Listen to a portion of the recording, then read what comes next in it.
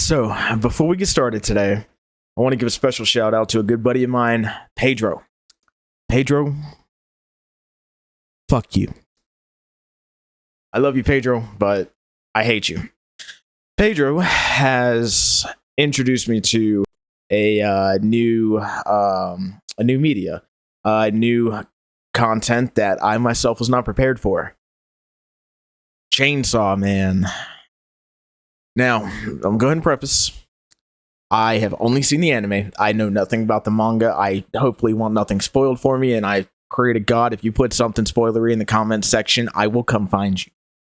Anywho, moving on. Chainsaw Man.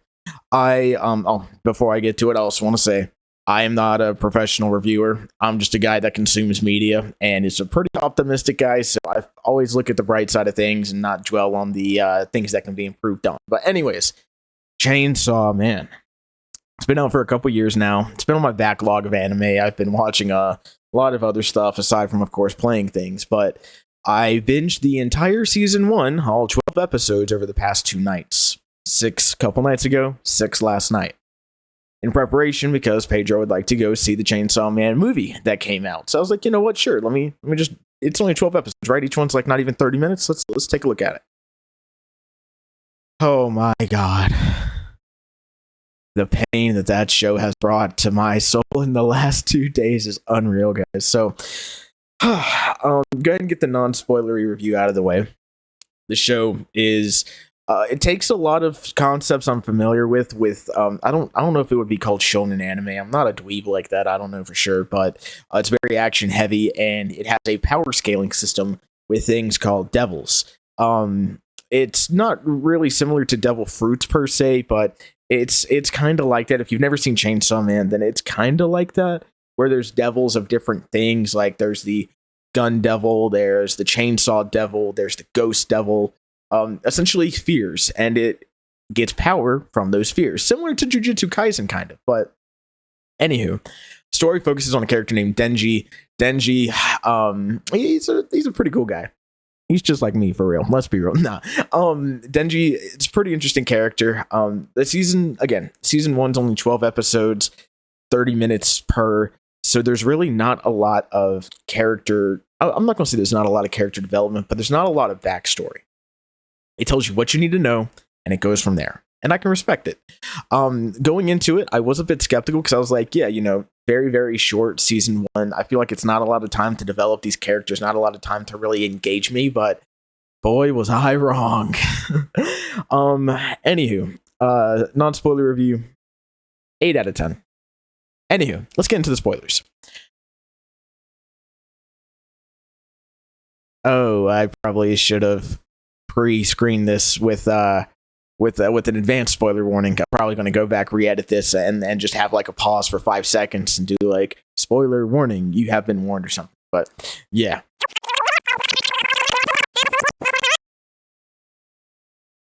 Episode 1. I figured it would just set the premise, right? I didn't expect the dog to die. I didn't expect the dog to die so quick. Pretty depressing. Just kind of that human connection with domesticated animals. It hurts. It hurts. But Denji's story of being, nobody born in poverty, owes the Yakuza everything. And then fast forward to where we are now, where, he now has this power, if you want to call it that. Typical, gets recruited, joins a team, all of that. But let's be real. I just want to go ahead and fast forward to what really hurt the most. The first few episodes, again, just kind of setting up a synopsis, introducing you to new characters like Aki, like Power, like Makima. It was cool. It was chill. There were some funny moments where Denji, again, now like has a team. He has a life essentially free from Yakuza, where he's now working for public safety with the Devil Hunters. So he's acclimating to that, and he's also acclimating to, primal thoughts, I guess, for lack of a better term. That way this stays YouTube safe. 俺のゴール、それは胸だ。胸だ? His entire motivation at this point was to get some, to have it happen. And It's kind of funny, and from what I've heard, people have dragged on him about it, like, oh, he's just a prepubescent boy, and they drag on him a lot for that being his motivation. But I mean, I think it's pretty funny personally. Anywho, moving on, introducing you to new characters like Power, having a dynamic between Power and Denji early on.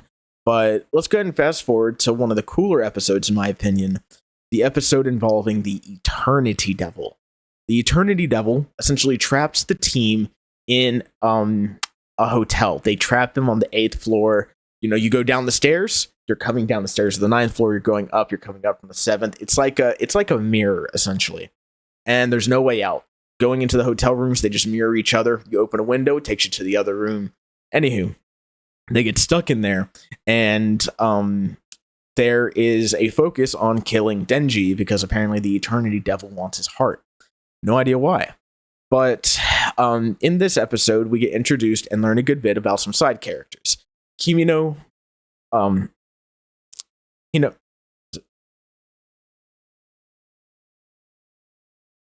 why am I completely blanking on her name? Himeno. God, I think of pimento. I'm like, okay, what rhymes with pimento? Himeno. Himeno, Kenomi, and another guy whose name is familiar to Aki, who, I'll be honest, I forgot his name. I'm sorry, I binged it all at once. But anywho, get introduced to these guys. I'll learn a little bit about them, but not too much. End of the day, Denji saves the day. He does his thing. And they're all like, you know what? Let's have a nice little group, like, party, essentially, like a get-together. And throughout that, we get further, we learn more about some of these characters. More specifically, we learn about Himeno. Learn more about her. Not really her past. I mean, we kind of do, but the next couple of episodes were such a whirlwind that, again, I watched these last night, and I'm still just mentally recovering from the trauma that I experienced. So throughout these episodes, we learn more about Aki. Aki has this mentality of like, if you're not prepared, you're going to die. He sees people die around him all the time. So honestly, in terms of, just niches and not niches, but cliches, I just go into this anticipating that Aki is going to die in season 1. It just feels like it's setting him up for that. Fast forward a couple episodes, and pretty much everyone from Denji's team dies. Kinobe, I think that's how you pronounce her name, and group, everyone else that we've kind of came across, they all get killed, just like in a premeditated hit on all of them. It's crazy. And then we cut to Aki, Himeno, Denji, and Power eating food. Actions happen. Denji gets shot in the head, survives somehow. Himone gets shot. Sorry, I keep saying Himone. It's Himento, right? Himento. I'm fact checking. I'm sorry. Yes, Himeno. Himeno. I hope I was saying that right. I don't remember what I've said over the last couple minutes. Anywho, Himeno gets shot as well, and she's very, very weak.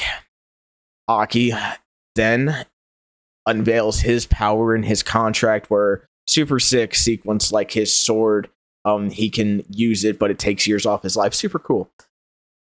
Then Aki goes down, and this is it. This is where I'm like, okay, Aki's gonna die. I've been, I've expected it. This is where it's gonna happen. And then Himeno decides to take matters into her own hands in what I can honestly think is probably one of the, I'm not going to say the best, but one of the better character deaths I've seen in any media ever. Himeno sacrifices herself to save Aki. Granted, 2 seconds pass, and it's really all for nothing. Not that Aki dies, but it's not as a dramatic final stand as you think it would be. Not to discredit what actually happens. I'm not going to go into detail. You can watch the show if you want to know, even though you've already been spoiled. But Himeno goes out in a somewhat of a blaze of glory, for it to be cut short. But just how it happens, how the expectations were subverted, and how I expected it to be Aki. I was anticipating it being Aki since like the second episode. But then comes Himino, and her last words were, "Don't you die on me, because when I die, I want you to cry for me." And it just, oh man. It hit so much, dude. It hit so hard. And again, I've only known this girl for like 3 episodes, not even 2 hours really at this point. And that happens, and it hit me like a truck, dude. Again, expectations were subverted, but then that happened, and it was so awful. And again, the repercussions that followed that, they do a very, very good job of showing how, you know, people die in this business all the time. They die every day, and that's something that's also elaborated on in earlier episodes. But having a, you know, main supporting character die like that, it really hit, man. It really hit. But anywho, finishing up the rest of season 1, they get revenge, and there's a beautiful thing where Aki, who is Himino's partner, Aki gets revenge, essentially slays the ghost devil. Again, I don't want to go too deep into detail, but if you've seen it, you know exactly what I'm talking about, and it goes crazy. But I don't want that to take away from, of course, Denji, the main character. Definitely some funny moments with him, where again, like one entire episode, his entire motivation for fighting somebody is, after this, I get to fondle some goods, and I thought that was hilarious. A lot of people rack on him, like, you know, even Aki did. He was like, if this is your main goal, then you're not going to survive long. But you know, he gets proven wrong, and I think moving forward, it looks like Aki and Denji are going to make great friends. Power kind of being a little bit isolated. I feel like she'll join the circle, but not as close. I feel like Aki and Denji will become brothers, but that also brings me a fear. Is, again, I had anticipations that Aki would die so early on, and then it became someone else. I'm afraid that this show is going to keep going down that road where there will be death after death after death, and I'm afraid that the more time I invest in these characters, the more it's going to hurt. So that's why I'm saying screw you, Pedro. Because this show, it's very short. So again, like Pedro told me the other day, I probably wouldn't rank it when ranking my top, you know, animes, my top media, just because it is so short. But I'm not going to say I had a good time, but I enjoyed, well, I'm not going to say that either. I was well invested in the short time I got to spend with this show. So that's really all I wanted to talk about, all I wanted to bring to you guys today. I'm talking about it now, and I binged it now because I do plan on going to see the movie this weekend, hopefully Sunday. Hopefully I get to see it in IMAX. Apparently it's coming out in IMAX, but that's pretty much it. I'll probably drop another video once I watch the movie, and just provide my thoughts on that. Again, I'm not a reviewer. I'm not a critic. I'm not going to bash it for certain elements that I feel like were underutilized or things like that. I mean, really, I didn't even give it a lot of props in a lot of cases. I just wanted to talk about what was on my mind pretty much all day. Reason I didn't really get a whole lot of sleep last night. So yeah, that's about it. I just wanted to talk to you guys about that. But I mean, that's pretty much it for me today. Until next time, I guess. Just remember, I love you. God loves you. Peace out, sexies. Oh, guys, this is the worst thing about recording without a script. I completely forgot to mention something that I even told myself I was going to mention before I started this video, and it completely slipped my mind. But again, spoiler. We're still in spoiler territory. After Himino's death, and this came back up because I'm talking to Pedro and I'm talking shit about him right now. Anywho, Himino's death makes Denji think. You know how I discussed they want his heart. After her death, he contemplates. He's like, do I even have a heart? Because he did not cry at all. He hears Aki crying over her, but he thinks about it. He's like, do I even have a heart at all? Because I didn't cry for her. Would I cry if Aki died? Would I cry if Power died? Probably not.